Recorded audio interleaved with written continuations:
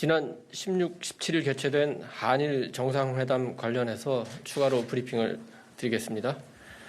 이번 정상회담은 한일 관계를 미래지향적으로 전환하는 중요한 출발점이 됐다는 평가가 한국과 일본 양국은 물론이고 국제사회에서도 공통되게 나오고 있습니다. 한일 양국 정부 간은 물론이고 정치권 간에, 경제 산업계 간에, 특히 미래 세대 간에 새로운 협력의 물꼬가 트였다는 것이 일반적인 평가입니다. 자세한 내용은 어제 배포한 방일 결과 설명 자료를 참고해 주시면 고맙겠습니다. 그리고 오늘은 한일 정상회담이 열린 도쿄 현장의 분위기를 중심으로 방문 성과를 짚어보겠습니다. 외교라는 것이 상대방의 마음을 열고 양자 또는 그 다자 관계에서 판을 바꾸는 것이라면은 이번 윤석열 대통령의 방일 외교는 커다란 성공이라고 평가할 수 있겠습니다. 우선 상대방의 마음을 연 것과 관련해서 정상회담을 함께한 기시다 총리는 물론이고 이번 방일 기간 중에 만난 12명의 정치 지도자, 10여 명의 경제 지도자, 그리고 수백 명의 개요대 학생들까지 한 목소리로 윤석열 대통령의 결단을 높이 평가했습니다. 현재 일본 정계에서 가장 영향력 있는 정치인 가운데 한 사람인 아소다로 전 총리는 17일 대통령과 만난 자리에서 국내 정치 사정이 있을 텐데도 이번 방일을 결정해줬다. 양국 공동 이익을 위한 결단을 매우 높이 평가하고 다시 한번 환영한다. 이렇게 말했습니다.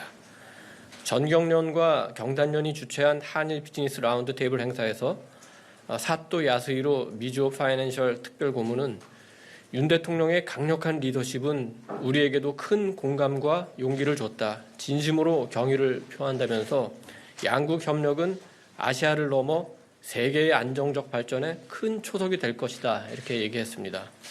또 개요대에서 연설을 했는데 연설이 끝난 뒤 개요대 1학년 학생이 윤 대통령에게 이런 질문을 했습니다.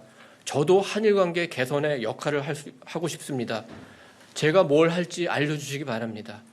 지금까지 한일 관계에서 이런 식의 질문이 나온 적이 있던가요? 대통령은 가장 중요한 것은 만나는 것이다. 서로 만나는 것이다. 그러니 학생도 한국을 방문해달라. 제가 대통령이 돼서 양국 관계 개선을 위해 가장 처음 취한 조치도 김포 하네다 공항 노선을 재개한 것이다. 이렇게 말했습니다. 대통령이 16일 오전에 숙소인 임페리얼 호텔에 도착했을 때 대통령 그 일행을 보고 로비에 있던 일본인 몇 분이 그 박수를 쳤습니다. 일본에서는 굉장히 흔치 않은 일이라고 합니다. 그런데 하루 만인 17일 대통령 일행이 숙소를 떠나서 공항으로 갈 때 호텔의 모든 직원이 그 일렬로 도열해서 대통령 일행이 떠난 후까지 계속 박수를 쳤습니다. 또 연도에 나와 있던 일본 그 주민들도 같이 박수를 보냈습니다. 호텔 직원이니까 그럴 수도 있다고 생각했습니다. 그런데 제가 공항에서 비행기가 이륙할 때 그 공항 직원들을 보니까 공항 직원들도 박수를 보내주고 있었습니다. 이 정도면은 그 일본인의 마음을 여는데 어느 정도 성공했지 않나 이런 생각을 하게 됩니다.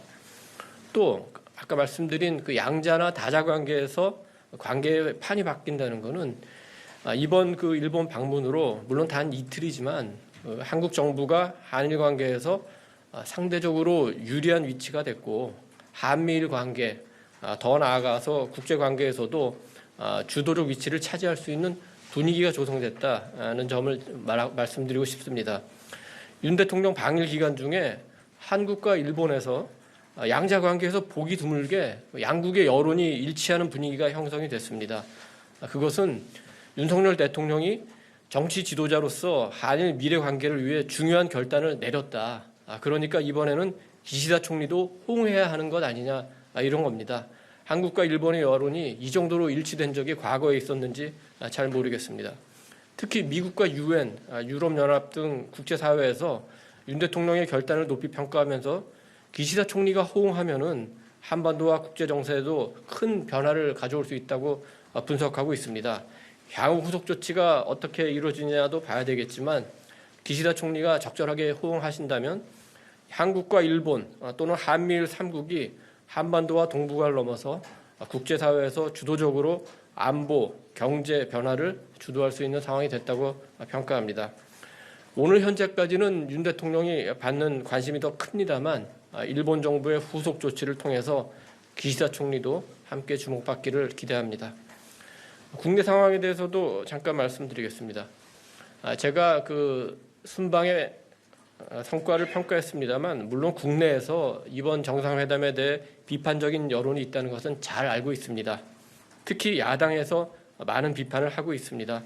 정부 정책에 대한 비판은 야당이 당연히 해야 되는 역할이고 그것을 존중합니다. 그런데 이번 순방 기간 중에 그리고 어제와 오늘 이어지는 야당 측의 비판을 보면은 조금 아쉽거나 실망스러운 점도 없지 않습니다. 역사의 큰 흐름이나 국제 질서 변화의 큰 판을 읽지 못하고 너무 지역적인 문제를 제기하거나 지나치게 과도한 용어를 동원해서 정치적 쟁점을 만들려 하는 것 아닌가 하는 우려를 많은 국민들이 하고 있다고 생각합니다. 야당 측에서 조금 더 지성적인 연구와 분석을 통해서 그리고 국민의 이익과 미래 세대를 위한 고민을 통해서 정부 정책, 외교 정책을 비판하신다면은 여야 간에 좀 더 생산적인 논의가 이루어질지 않을까 그렇게 생각합니다. 후속 조치에 대해서 잠깐 말씀드리겠습니다. 한일 양국 정부에서는 그 16일 정상회담의 후속 조치가 계속 이어질 것으로 봅니다. 오늘 고위 당정에서도 후속 조치에 대한 대화가 오갔습니다만 정부 각 부처에서 다양한 분야의 교류를 준비 중입니다. 정치권 간의 교류도 더 활발해질 것으로 보입니다. 여당 의원들의 방일이 예정돼 있고 야당 의원들도 동참해 주시기를 기대합니다. 경제산업계에서도 반도체, 배터리, 전기차 등 중심으로 해서 협력 관계가 확대될 것으로 보이고 특히 청년 세대 간의 교류 확대 방안도 곧 나오지 않을까 이렇게 생각이 듭니다. 제가 지금 말씀드린 내용과 관련한 좀 더 구체적인 설명은 제가 백그라운드로 해드리겠습니다.